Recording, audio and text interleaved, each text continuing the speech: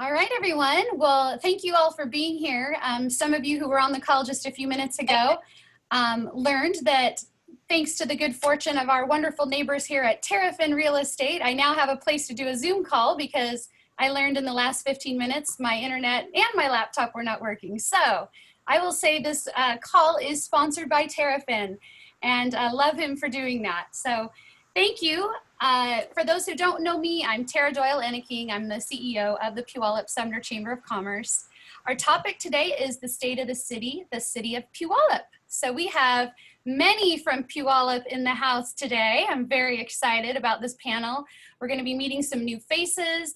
There's just such a great energy in Puyallup right now with some fresh changes and really everything, just really such a great effort to make the community of Puyallup served in the best way that they can. And that effort is abundant and we appreciate it and are anxious to learn more about that today. We also have some of our nonprofits. We have St. Francis House. We have Kent Hojem from the Washington State Fair. We have local businesses. We have Daffodil Bowl, Fitness Quest, Visiting Angels. I'm hoping we have Andy on the line from Cascades. I was waiting to confirm. We have our local officials, state officials, county officials. Not sure if I'm forgetting anyone. Oh, our school district, of course. So a nice, robust lineup. Anxious to hear from all of them. With Pierce County in phase 2 of the governor's Safe Start plan, as I mentioned, I'll go ahead and give you specifics of who's joining us. We have Mayor Julie Dorr. We have our city manager, Steve Kirkelie. Also, we'll meet Joyce Kennedy, their new permit center customer service supervisor.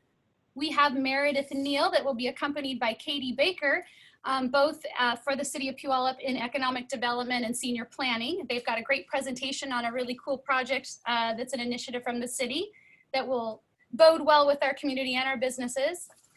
Like I mentioned, the infamous Kent Hojem of the CEO of the Washington State Fair.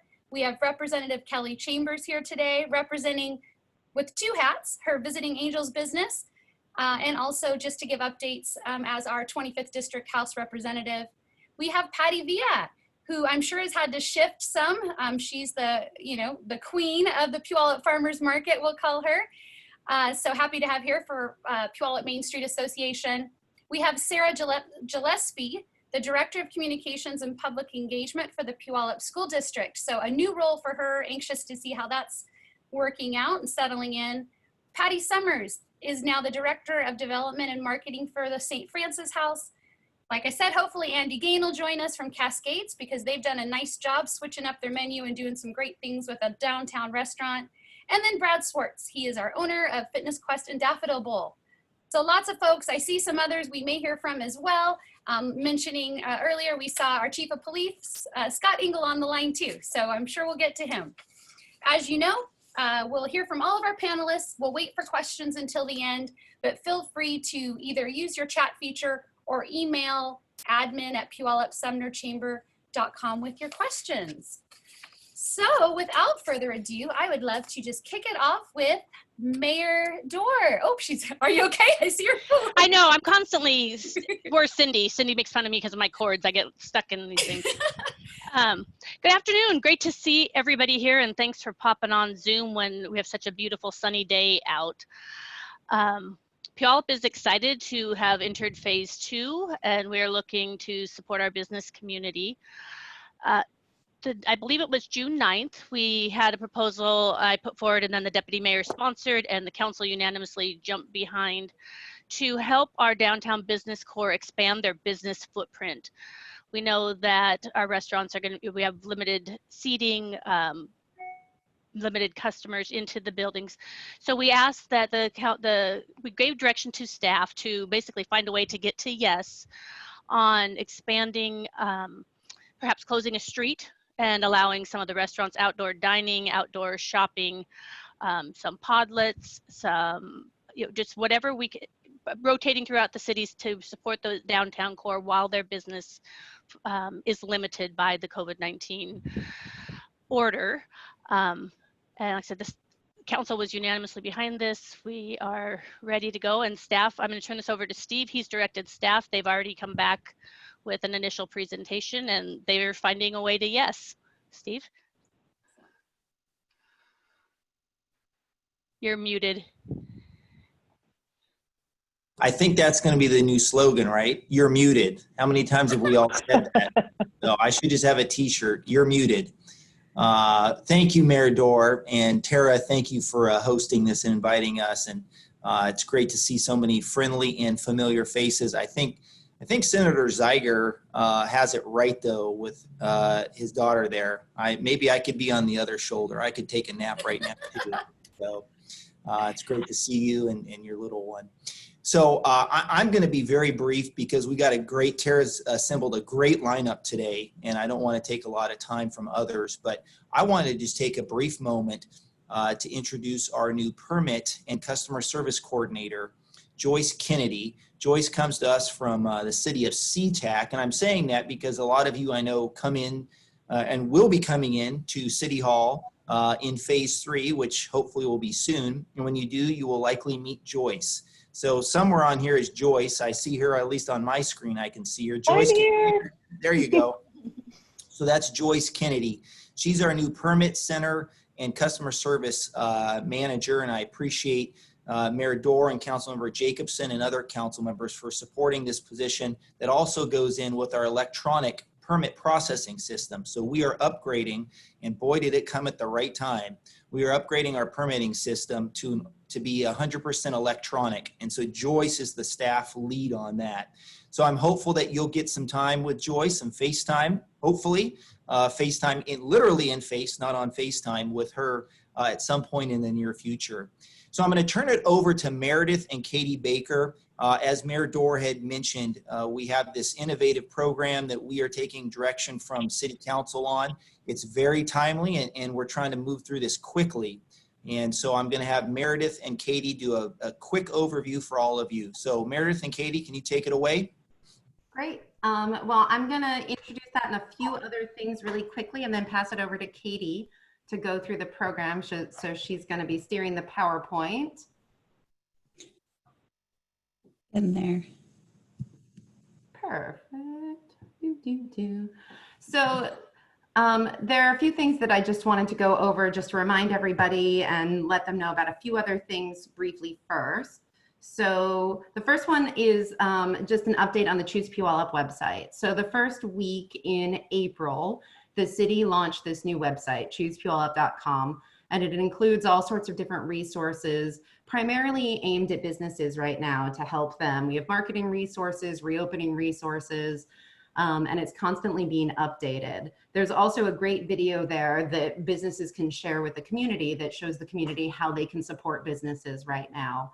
We're in the process of updating from our phase 1 of getting it to go to phase 2 of saying things like dine in or get it to go. And in the last 2 months, we've had over 3,000 visitors to the website. So it really is taking off. I encourage you, if you haven't already taken a look at it, to go take a look and continue to check in regularly because we're always updating information there. Next slide. Then this is one of the new initiatives that you'll see. In partnership with the Chamber and the Main Street Association, we will be distributing these posters to businesses in the city. So these are hot off the presses. I believe that the Chamber and PMSA already both have them in their hands, and they're really a great way for businesses to demonstrate what they're doing to help customers stay safe. And we're really trying to work together on a shared message of rediscovering Puyallup and that we're ready when you are. So we should start seeing these up in business windows over the next week or so. And it's something that we're really excited about. And just a big shout out to council for the initiative that they passed to help support some of these items. Next slide. So this is the other part of the initiative. So this is another element of it. And these are window clings. We're calling this our Masking for Prosperity initiative. And these are being printed right now. They're probably going to be handed out starting mid to late next week. And the whole idea behind this is encouraging the community to support local and also wear a mask so that we don't go backwards in phases. This is really about supporting our businesses and keeping them open by encouraging customers to wear a mask so that we can all move forward and continue to reopen our economy. Next slide. So as Mayor Dorr mentioned, council directed staff to look at new ways for local businesses to operate in new times. The COVID-19 pandemic has had unprecedented economic impacts on all types of businesses, but restaurants and retail in particular have been greatly affected because they were some of the first to close, and they'll also be some of the last to reopen at full capacity. So I'm going to pass it over to Katie so that she can share with you this new pilot program that we are working on building out right now. And you're going to start seeing parts of it open and rolled out next week, where businesses can start applying for some pieces of it.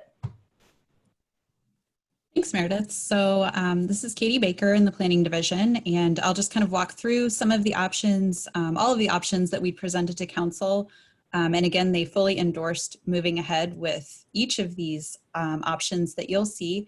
They all do take advantage of sidewalk, parking lots, and other areas of city right-of-way where we can allow these businesses to expand to operate either their dining or retail business to reinvigorate downtown. So the first of these options is sidewalk dining and retail. This allows businesses to use adjacent sidewalk space in a manner that many restaurants already do. It would permit restaurant seating or retail sales to occur on the sidewalk, and is a very simple and relatively easy option for us to implement. Essentially, the permit would allow city staff to ensure that safety and accessibility for passersby is maintained. And you can see here from a few local examples that this is something that some businesses already have taken advantage of, were already using prior to the pandemic. The next option is to create more flexible parking lot use. This is again something that we've seen dining establishments take advantage of for special events, as you can see in this example from Bourbon Street. Under this option, restaurants would set up outdoor dining space, taking advantage of underused parking spaces. The use is generally fully contained on private property, and we would also be suspending off-street parking requirements for the purpose of implementing this option. Kind of a related option is that of retail pop-ups. We'd also see this typically occur in parking lot locations. And this option would allow for businesses to cluster under one common location for retail sales specifically. It would look similar to what we're used to seeing with the farmers market. However, this would provide an option specifically for non-food vendors to sell their goods. And likely locations will include both public and private parking lots. We've also are working on an option for parklets. This would be an infrastructure option to convert on-street parking spaces into a public gathering spot, usually outside of a restaurant or coffee shop. Typically, the adjacent business establishes the space using benches, tables, chairs, or landscaping to kind of create and define that space. It both beautifies the space and attracts foot traffic, and again allows seating, particularly for diners.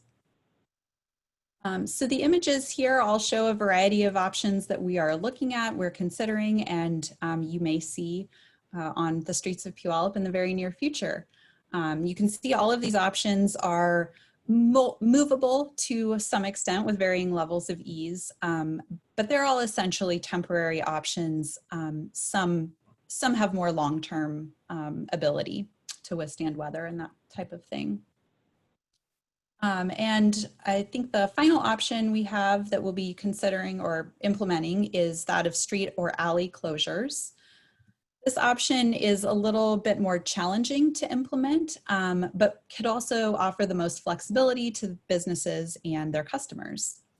By closing an entire street for a block, it would allow businesses to utilize the outdoor space as well as providing room for passersby to maintain social distancing from those customers.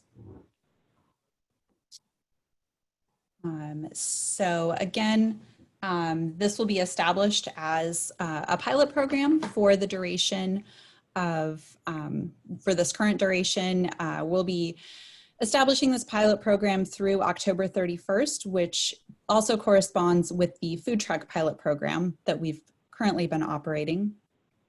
So this will be something we'll kind of look at in tandem with that and can reassess in the fall and just see where we are with the COVID guidelines at that time, see how things are working, you know, how each of these things have played out and whether we'll maintain any or all of these options for the long term.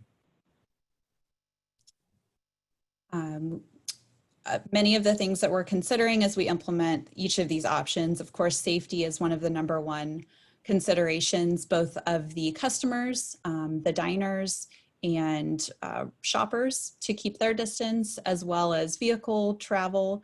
As we are encroaching into the sidewalk and into the right-of-way, we need to make sure that we maintain safe distances and barriers from vehicle travel. Of course, ADA accessibility and maintaining those social distancing requirements are still a part of the consideration. We'll also be ensuring that the city has the proper liability and insurance protections from each of the applicants, and that travel and parking is still sufficient to meet the current demand. So Meredith, I'll kick it back over to you.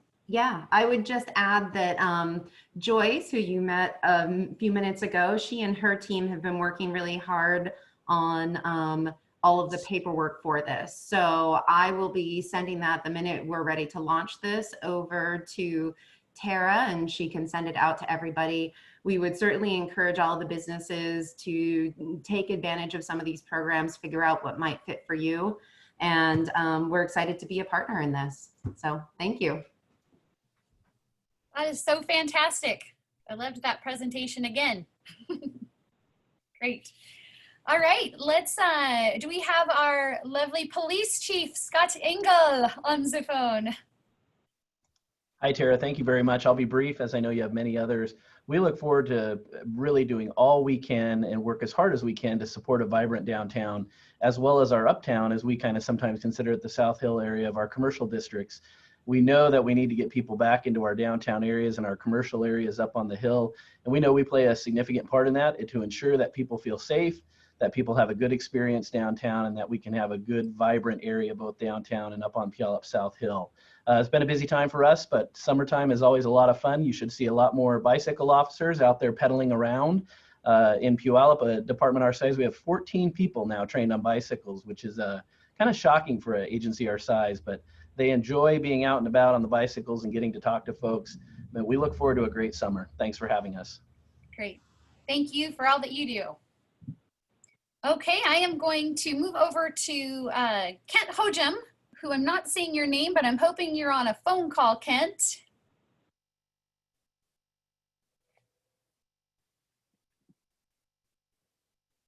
Let's see if I can match him up with his phone number.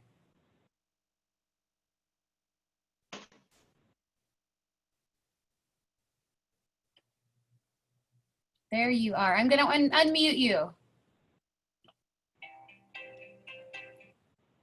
Okay, Kent, you should be unmuted now. Can you hear me now? We sure can. Yay, yay.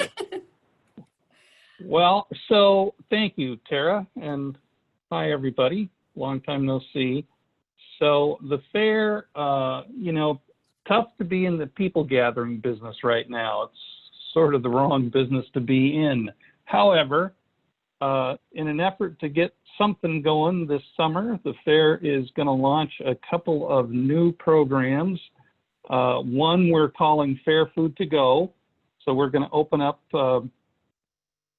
it's going to be on the fairgrounds. We're going to have, I don't know, 5 or 6 or 7 food booths that'll be open. People will drive in. We'll ask them not to get out of their cars, and it'll be an opportunity for some drive-up food service. For instance, the Sales family will have Krusty Pups, Murph will have roasted corn and Polish dogs, and Impact Concession will have turkey legs, funnel cakes, garlic fries, so on and so forth, and cotton candy.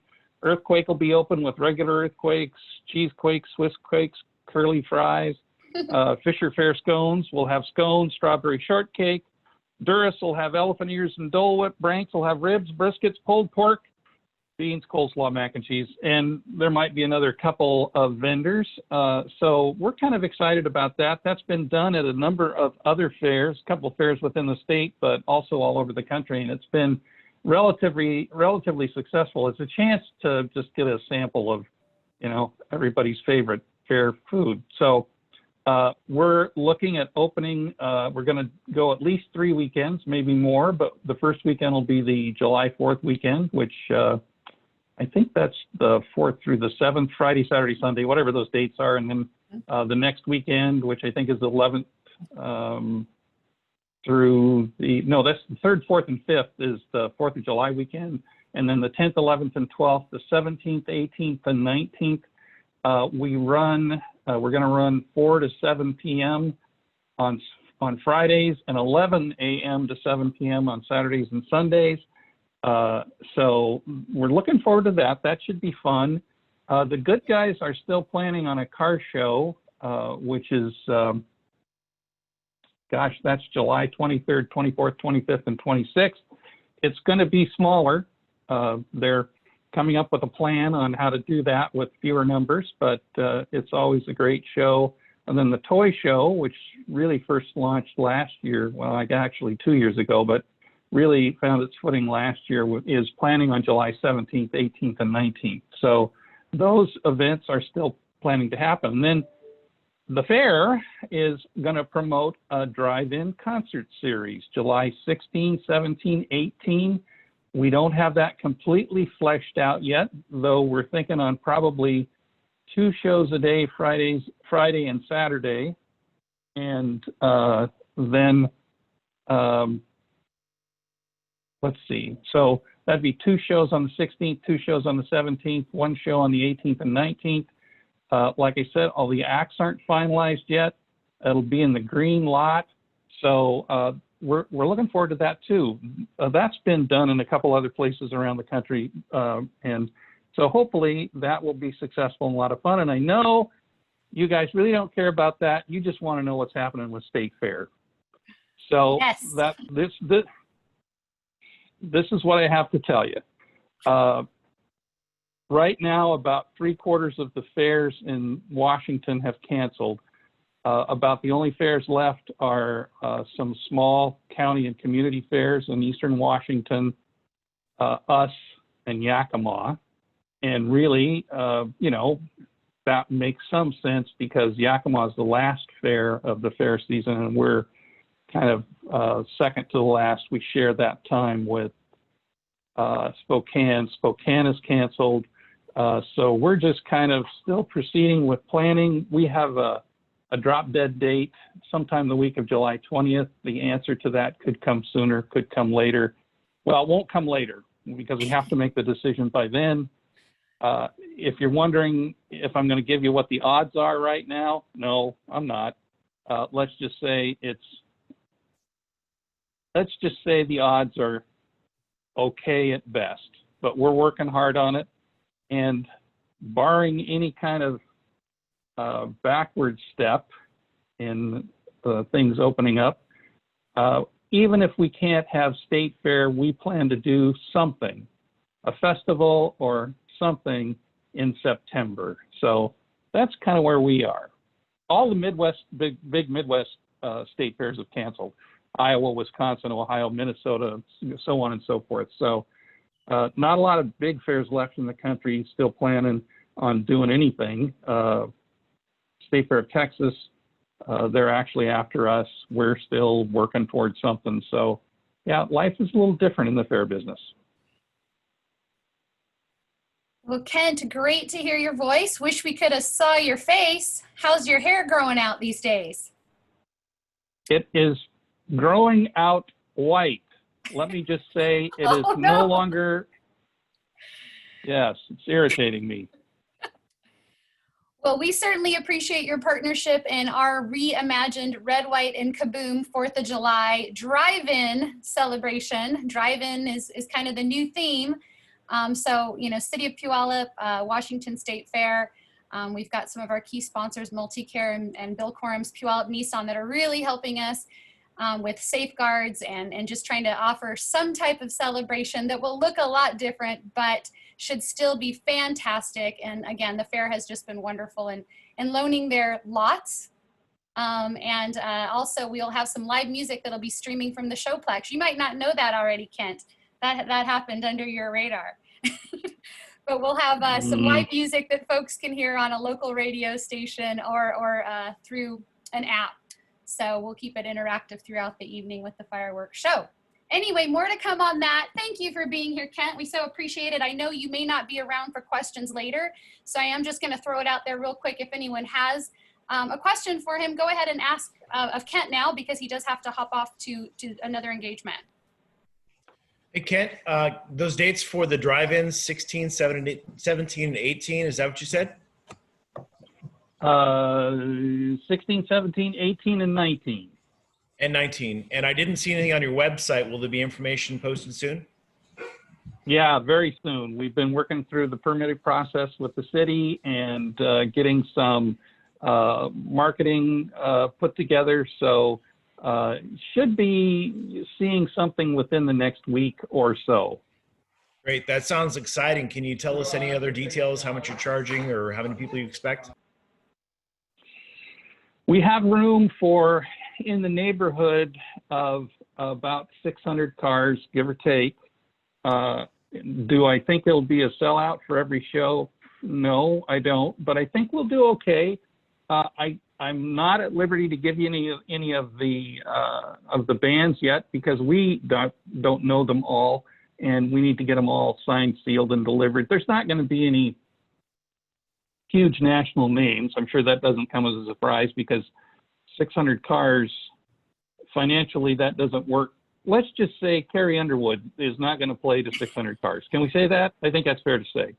So, you know, put it all in perspective, but I do think it'll be a good time, because I know I've never been to a live drive-in concert, so there's a first time for everything. Great. Thanks again, Kent. We look forward to seeing you in person at some point soon, I hope. Yes, so do I. Thank you very much for having me. You bet. All right, next we have Representative Kelly Chambers. Again, I asked her to wear two hats today, certainly to provide any state updates, but I got to spend some time with her last weekend out in Chelan. It was fantastic, and was really fascinated to learn more about Visiting Angels, the business she has with, she and her husband, and just how valuable that type of care and service has become in this time, as you know.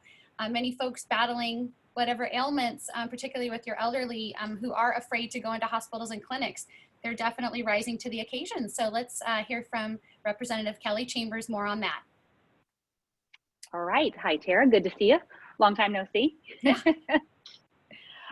So anyhow, good to see everyone today. I guess I thought maybe the first thing that I would touch on is the budget, since the budget forecast just came out yesterday, and try to explain that a little bit.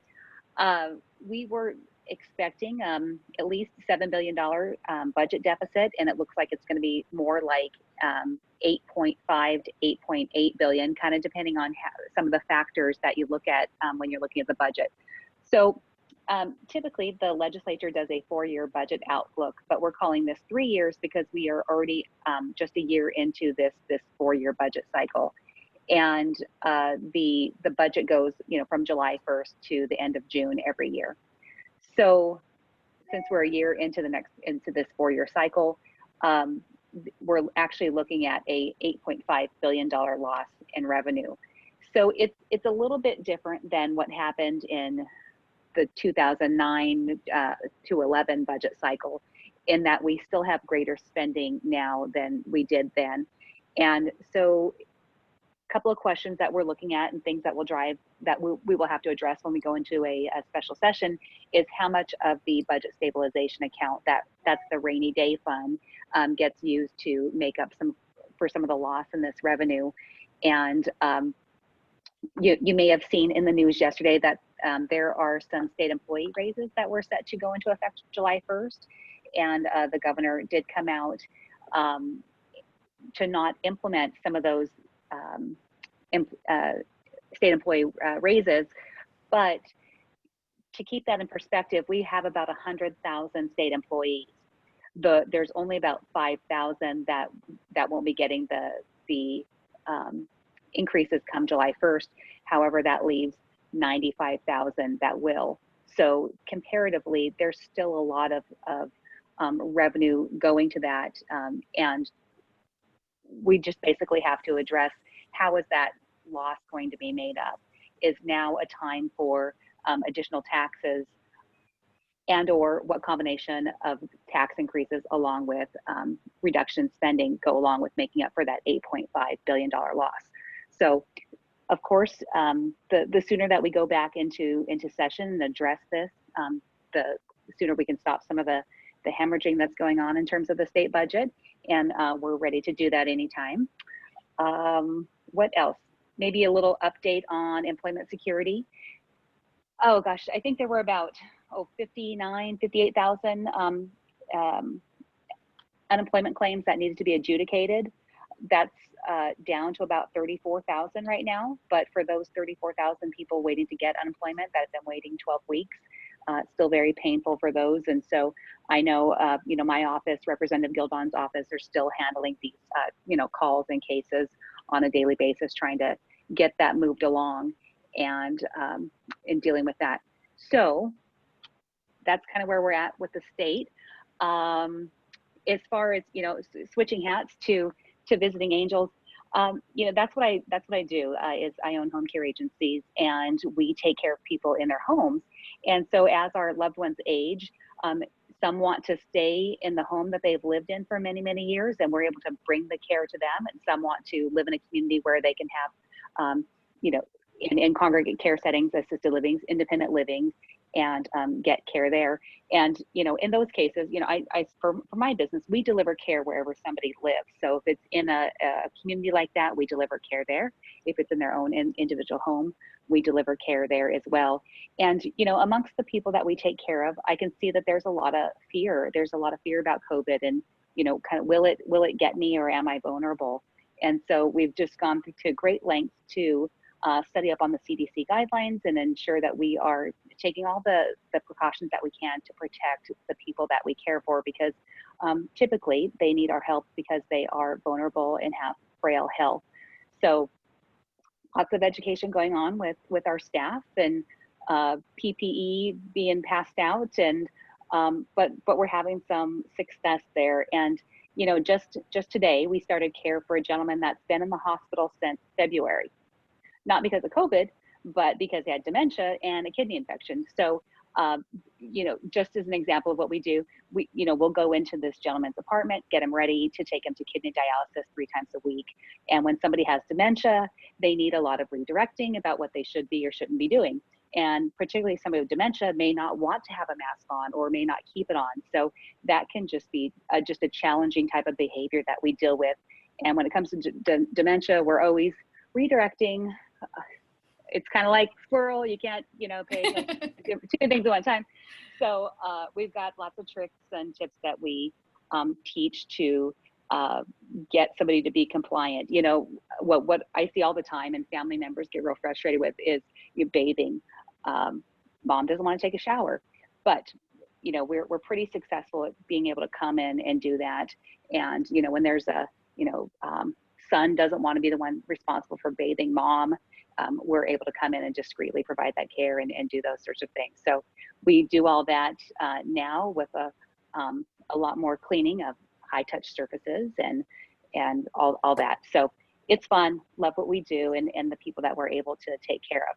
So with that, I'll wrap up and just add that I'm really excited about the prospects of outdoor dining.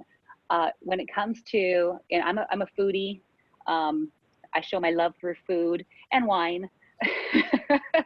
And the thing that always goes through my head in the summertime is, where do we go for dinner? Where do we go for lunch? And usually that filter is, well, who has outdoor dining? That kind of narrows down the list for me pretty quickly. And I have a pretty short rotation. So if we can expand those options, I'm all for it. So looking forward to the city rolling those out. Thank you. All right. Thank you very much. Great information. All right, we are going to move next to Patty Villa with the Puyallup Main Street Association. She can provide us an update on how the Puyallup Farmers Market out at South Hill Mall is going. I also see she had a great question regarding those posters, so maybe we'll get that question answered for you as well. Thank you for being here, Patty. Hello. Yeah, so most of you already know we're up at the South Hill Mall right now due to COVID restrictions. The park's difficult to use right now for the farmers market for a variety of reasons. Mainly the requirement that we have one entrance, one exit, and controlling the number of people at the location. So it's difficult to do when you're on the streets and in the pavilion and the park and all the surrounding areas. To try to control all of that up there is, down there is kind of hard. So being up at the mall, it gives us one flat cohesive place where we can block one side of the market with vehicles. The rest of it's kind of surrounded by a street where people aren't walking, and then we can block off the one road and then have a metered entrance for all of the visitors to the location. We're able to keep all of our vendors masked up and follow all of the requirements and protocols necessary for control of COVID spread. We do require and we do enforce the use of masks at our market. There's a lot of rules that a lot of people have been very expressive about. They don't necessarily like living under these rules and guidelines. I would have to say that the majority of us don't like having to live under the rules and guidelines that we're living under, but it's what you have to do when you're in a pandemic, and that's, we're just making, you know, lemonade out of the lemons we're given. And so I think all of you are. I am next to the train tracks and I will be competing with that. Hang on. Oh, maybe that was it.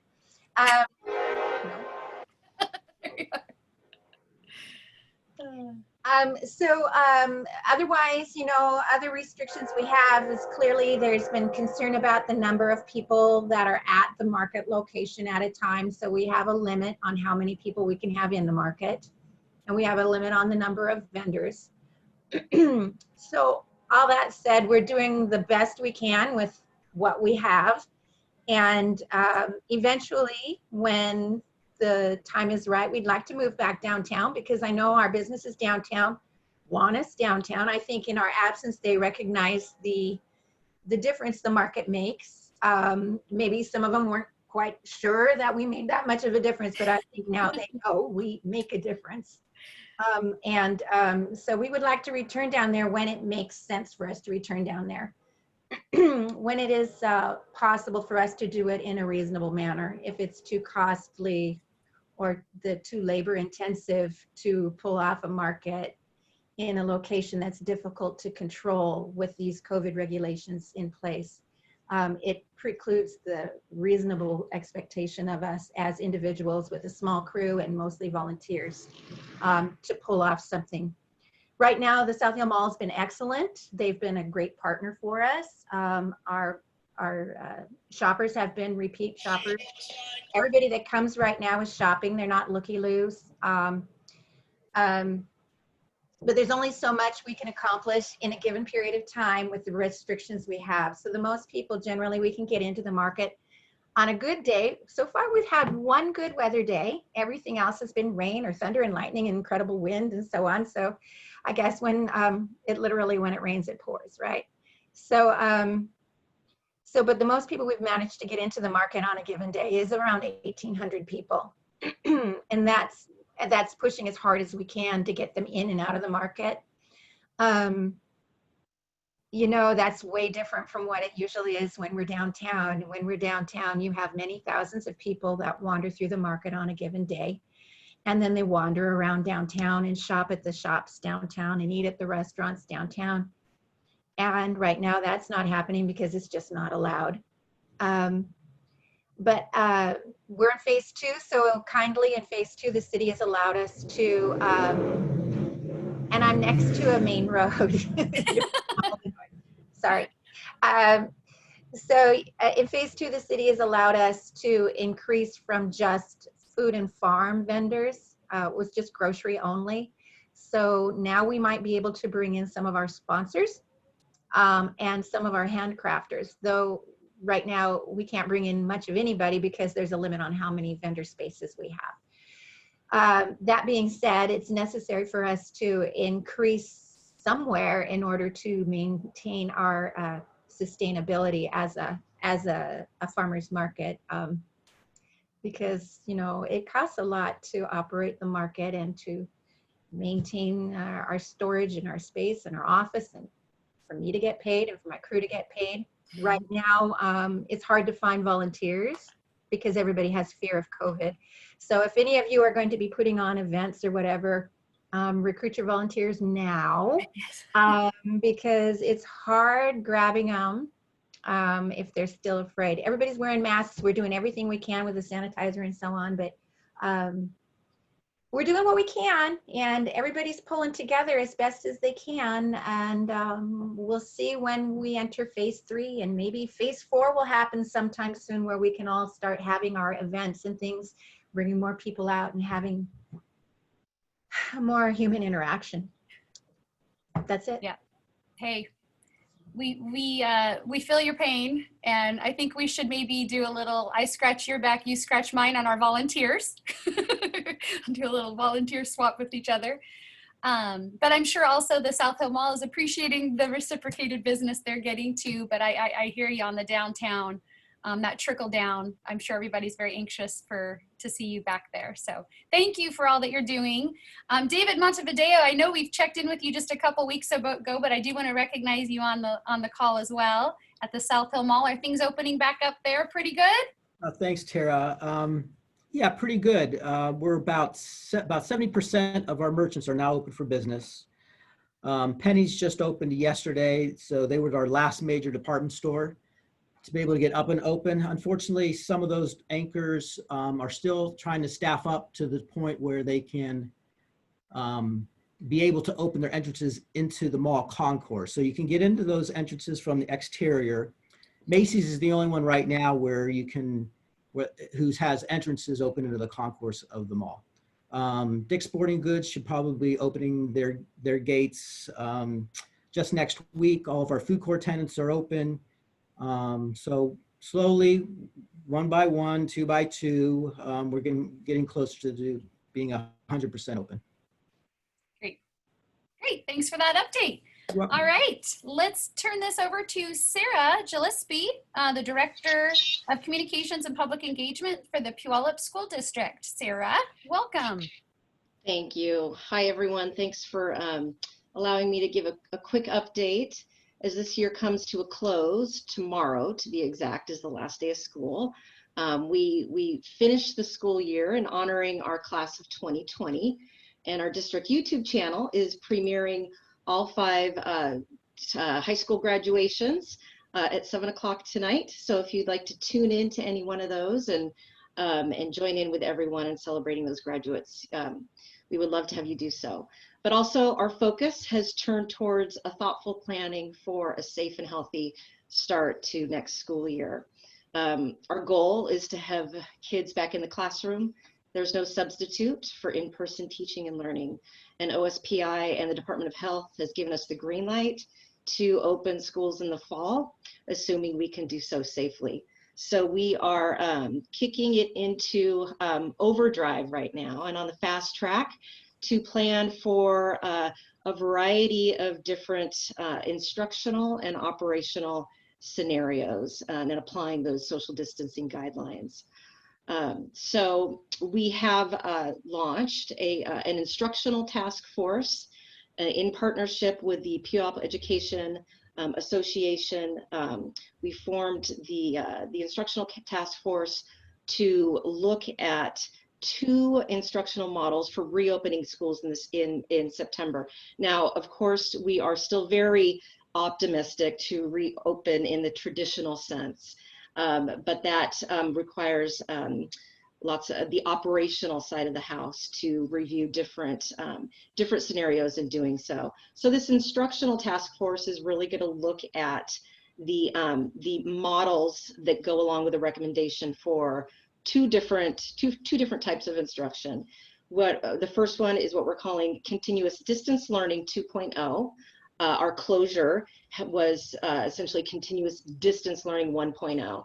So we're really engaging with families right now and getting their feedback on where we need to make those instructional improvements to have a more enhanced, effective way of students learning from a distance. So that's where that 2.0 model comes into play. The second model that this instructional task force is looking at is split or rotating in-person schedules with, it's kind of like a hybrid model with that continuous distance learning. So they're actively reviewing those two non-traditional instructional models with the end goal of providing a recommendation to district administration by the end of this month, and then our operational side of the house will review different scenarios for supporting those instructional models.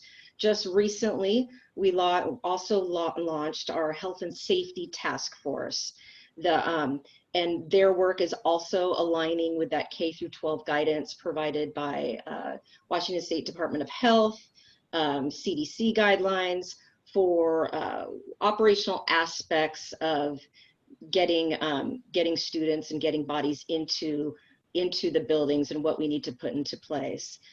So, you know, the things that are being evaluated and looked at now, you know, classroom sizes, possibly schedule changes to accommodate social distancing. Students and staff are going to be required to wear face coverings.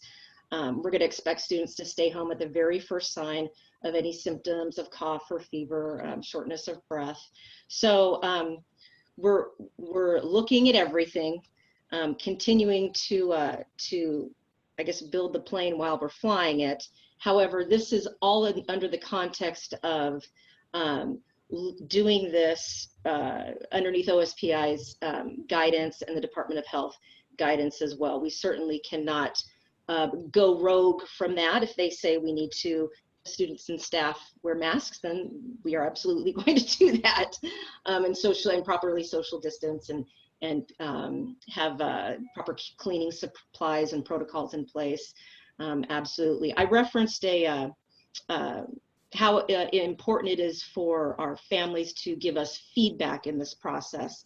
So the instructional task force is really looking at the feedback from families through that continuous learning survey that we launched, to really hear from families where we need to make those instructional improvements as it relates to distance learning. And then in tandem with that, we've also launched a Reopening Schools family survey that's going to be open through the end of this month. And that's really going to help guide health and safety planning efforts to ensure that our students and staff have healthy learning and working environments. So that's a very high level overview of where our planning is being focused right now and our work is being focused right now. But we all want our kids back in school learning, and we just need to figure out how to do that safely. So great. Thank you, and congratulations on your new position. We're happy to have you here. I'm so happy to be here. You know, I was over in Sumner Bonnie Lake School District. I worked in the communications department there for a number of years. So I was embedded in that community, and I'm super excited to learn and grow with you all, and just serve alongside you and in Puyallup. So thanks for having me. We'll take you. All right. I wasn't sure if we have Andy Gain. I'm not sure that I could see the participants on this computer that's foreign to me. Can't navigate very well. Andy, are you there from Cascades?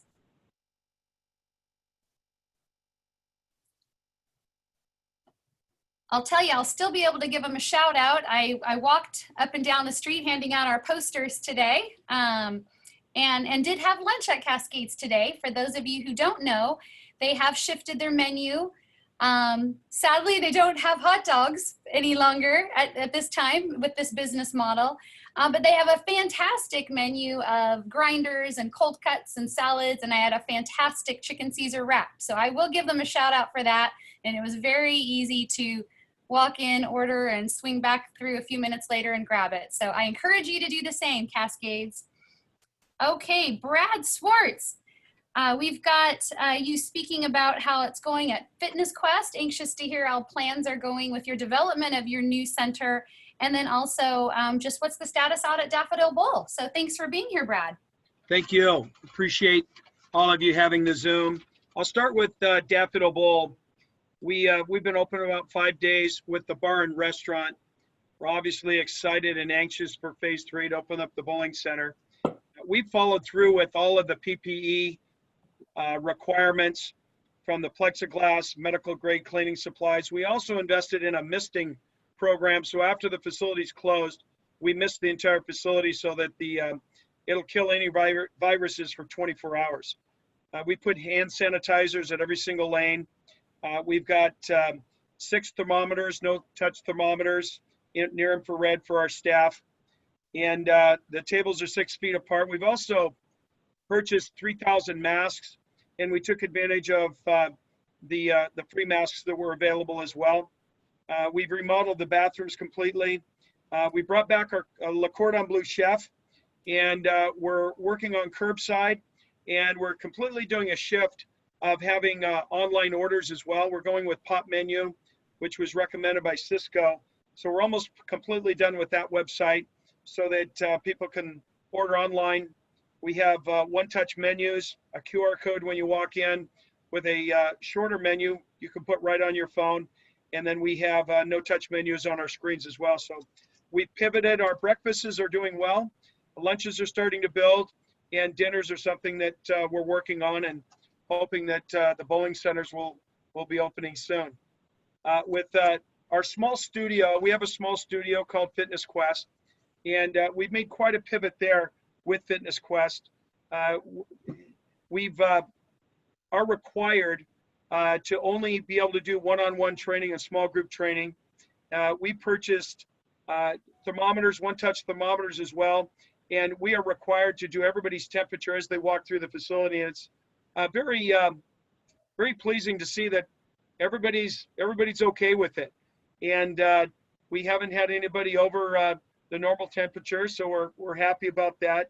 We've also taken a complete pivot with our training studio during the shutdown, and we're doing completely online virtual training. We're developing an app so that we can permanently do online virtual training into the home, in case this happens again, and also for the comfort of people that aren't able to make it in the club.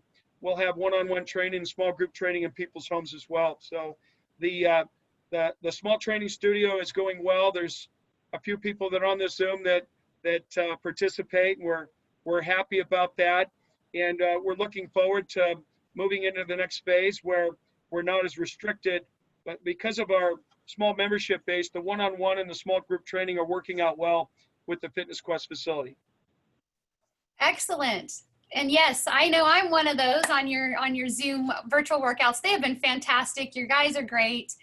Lindsay popped in and saw a nice bustling energy as far as just great to see your restaurant with, your cordon bleu chef. Wow.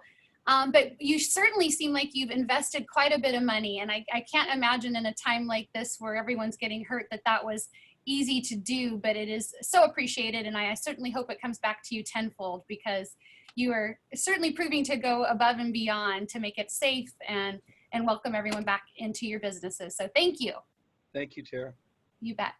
We have Betty Capistani from the Pierce County Economic Development Department. I believe there's a few new COVID initiatives that she or County Councilman David Morrell would like to share with us. Betty, are you there? Sure, I'll give a quick shout out, and then Councilmember Morrell, and I'm not sure if we have Councilmember Roach also on the line. So County Council's been listening to a lot of the business feedback we've had. They started a business loan program a few months ago, and we've funded 367 businesses so far in that loan program. And this last week, they actually went through the steps to convert those business loans, can convert their loans to a grant in July based on certain requirements. So anyone that's received a business loan will be able to convert that to the grant. And those requirements include showing that their workplace is compliant with COVID requirements, that they have a mitigation plan in place. And there's a few other little things on there, so they can go onto our website in July to be able to go through the process for that.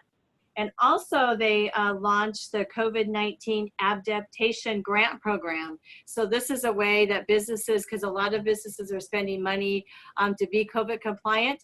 And so the businesses will have already spent the money. It's a 50% reimbursement up to $8,000.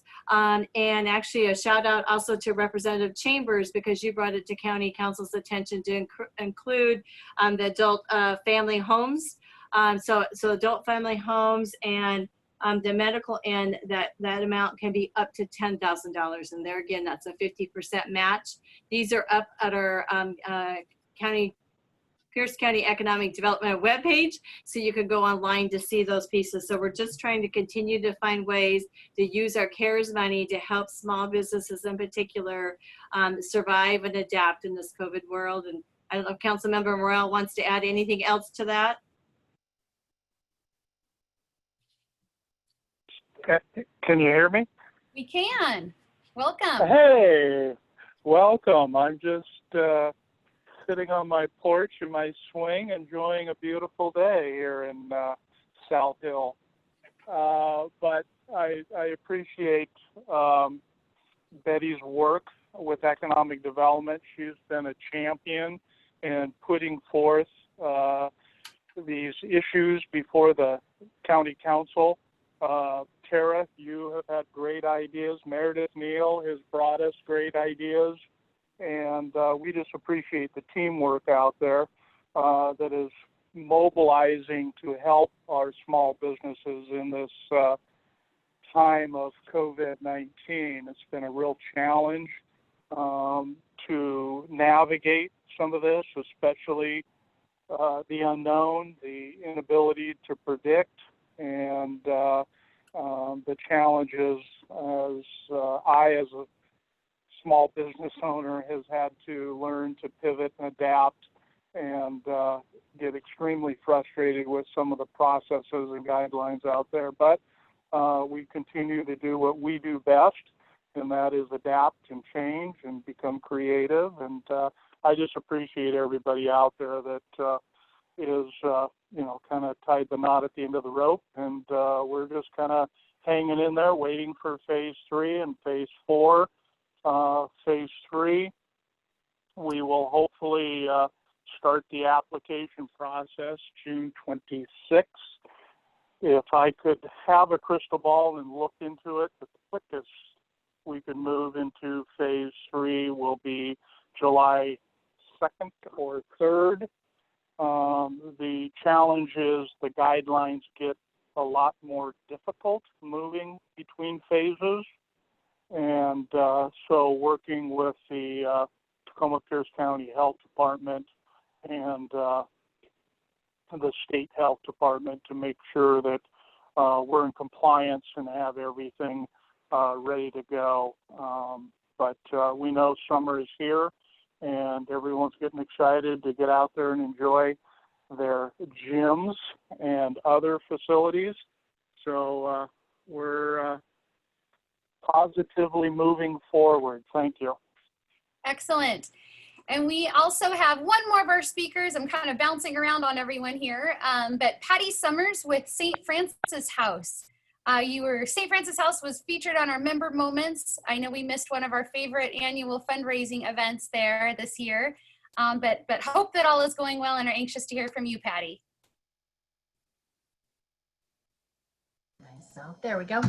Thank you, Tara. Thanks for having me. Well, we are opened up Monday. We're opening up this Monday, the 22nd, for donations. Yay! So we're pretty excited about that. We've modified our donation schedule, so we're only going to be open to accept donations Monday, Wednesday, Friday, and Saturday.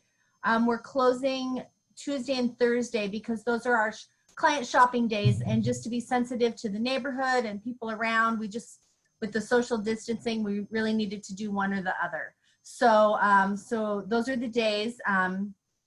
There's some new policies and procedures in place. And so if you can just spread that word to check out the website, what that looks like with the social distancing and masks and how much we can take. We're small, not like the Goodwill. So we have to kind of limit at first what we can take because we don't have the space to, until we get back into our cycle of having the clothing bank open. During this COVID, we've been basically working one-on-one with clients with emergency assistance and rent and utility assistance, food pantry assistance, and trying to connect people with services in East Pierce County. So, so that's been going well. We've really, we've had, it wasn't so busy at first, and as time has gone by, it's kind of, it's getting a lot busier. The wave of people coming in is daunting at times. So yeah, so like Tara said, we had to cancel our auction. So we're doing an online virtual fundraiser right now. We're gonna probably extend it another week or so, but it's been fairly successful. We can, you know, spread the word. If you see something on Facebook or on social media, please share that. And so yeah, so that's really kind of, I'm on vacation this week, so I'm in beautiful Maple Valley. My daughter just had a baby. Oh, congratulations. That's why this looks like this. Not a lot of sleep going on here. Oh, well, so yeah, so but we're excited to open up. The Nook opens up today, so we're very excited about that. And then clients will be able to start shopping at the clothing bank on the 30th of June. So, and then we're still trying to figure out the hows with the evening meal program and how that's gonna look when we start that up. So yeah, just a step by step, just like everyone else, just kind of slowly easing into hopefully what will be normal, what feels normal, I guess. So great. Well, thank you for the update. Send our love to Sister Pat. I will. She was sorry she couldn't be here today, so she'll send it right back, I'm sure. Great to see you. All right. I don't want to put Krista Linden on the spot, but Krista, if you're there, I was really thrilled to see you, and I'm curious to hear if you did open last Friday.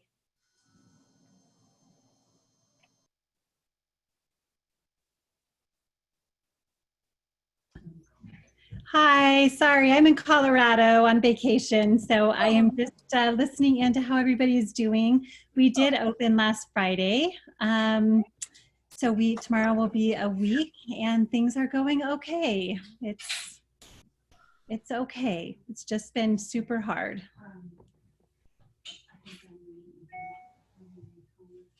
Did you hear me? So the restaurant is offering at 50% capacity. Are you on your normal hours? No, we're 11 to 8 right now. We're hoping to increase that as our patio is open and it's nicer later, but right now we're just 11 o'clock to 8. And how are your gals doing at step by step? We are hanging in there. It's yeah, we're hanging in there. It has definitely rocked our world in many, many, many different ways, but that's not unlike all of you. So yeah, thank you for asking. Thank you for the quick update. Nice to hear from you, and I hope you enjoy your time in Colorado. You got a lot on your plate, so enjoy a little R&R, I hope. Thank you, I am. And do we have any other updates? I know we have Lauren Adler from Congressman Denny Heck's office. I see Senator Zeiger. I know we're a few minutes over time, but would certainly be happy to hear from any of you as well. I'll just jump on and say that no one ever really wants to hear about Congress because they don't really do stuff. No.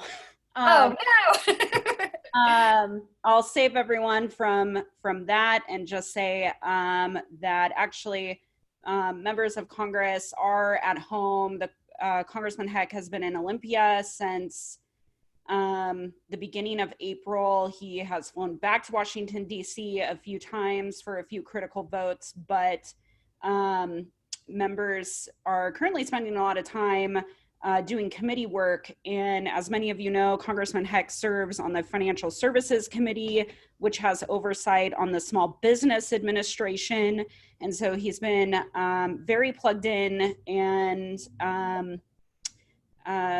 in the trenches of alongside many of you of learning about the issues that you all have had with many of the programs that the SBA has rolled out to mitigate the economic impact to small businesses. So I would just encourage everyone to reach out to the Congressman's office at any time if you're continually running into dead ends as it relates to the Small Business Administration and any of their programs.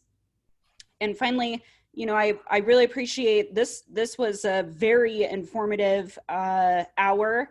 And, you know, the Congressman has been a small business owner for many years in the past. And, you know, many times we walk away from these conversations feeling kind of down, but today I'm leaving feeling probably the best I have felt in a very long time. And so good on you all for the innovative work. And I look forward to seeing you out on the streets and in alfresco dining. Exactly. I love it. Thank you so much for your words. Senator Zeiger, are you still there? Did you have anything to close with? Nothing much to add because Kelly Chambers did a great job talking about what's going on in the legislature. I would just say, you know, adding to what she said about the importance of doing a special session sooner rather than later, I think that that's very, very important given all of the decisions that the legislature needs to make, including the budget realities we have to face as of the revenue forecast that came out yesterday, $8.8 billion shortfall compared to the previous revenue forecasts. That's through the 21-23 biennium. So some heavy lifting to do there in the legislature. And I think the sooner we can start on that, the easier that, or the less hard that's going to be for folks who have to bear the impacts of that. We also have the, I think some, you know, we've got some racial justice issues that we've got to deal with in the legislature. And so that's on the agenda.